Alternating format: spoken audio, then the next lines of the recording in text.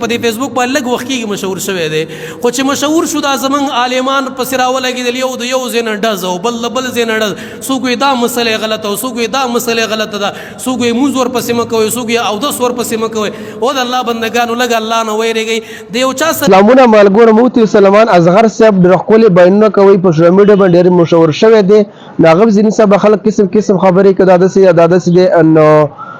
دی مولانا صاحب ډېر ښکلې سچ صفا خبرې کړې دي مفتي سلمان اصغر صاحب پسې راځي تاسو دا ویډیو سره وګورئ او مخکې لازمي شیر کول دا ستاسو ښه کېږي فروعي اختلاف دی فروعي اختلاف کې وساتئ د هغې لهجه مزیداره ده د هغې انداز مزیدار دی د هغې نه خلک متاثره دي نو چې یو عامي سړی یو فاسق فاجر سړی د مفتي سلمان اظهر بیان اوري او په هغې عمل ټکېږي او سل ځل خو یې واوري زما په بیان کې به هغه اثر نه وي زما په بیان کې به هغه کشش نه وي زما په بیان کې به هغسې لذت او خوند نه وي زما بیان به هغسې انداز کې نه نو چې هغه مفتي صاحب خلک اوري خو وادي اوري که نه او یو فروعي مسله وکړه هغه زمونږ د مسلک نه خلاف ده هغه زمونږ د مسلک سره موافق نه ده هغه د هغې خپله مسله ده عقیده کې مسلمان دی الله مني پیغمبر مني قیامت مني هر څه مني دا مسلمان دی د خلکو اصلاح کوي پرېږدی چې د خلکو اصلاح وکړي پرېږدی چې د خلکو اعمال سم کړي د هغې په لهجه خلک مین دي د هغې په خندا خلک مین دي د هغې په انداز خلک مین دي زه وایم چې څومره یو عالم پیدا کېدلی شي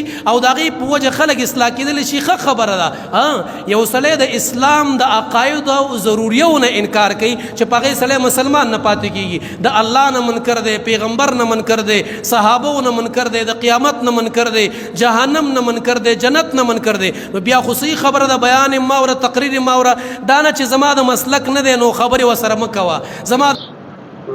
تاسو دا ویډیو کتله مولانا صاحب بالکل سچ صفا ښکلې خبرې کړې بلې تاسو سره شریکم ابروزي د مفتي سلمان اصغر صاحب چې خلک کمنټ کړی نو د ویلو نه دی خو ډېر ښه خلک کمنټونه کوي د مفتي اصغر صاحب پسې ډېر ښکلی مولانا صاحب دی تاسو د خبرې هم اورېدلې موږ ډېر ګران دي او زه مالداري تاسو سره شریک کوم په دې پسې ډېر دنیا خلکو خبرې قسم قسم خلک کوي ښه کمنټونه کوي دغه کمنټونه درته ویلي نه دي او مالداري سره شریک کوم د ویډیو کتلو ډېره مهرباني مخکې ملګرو سره لازمي شریک والسلام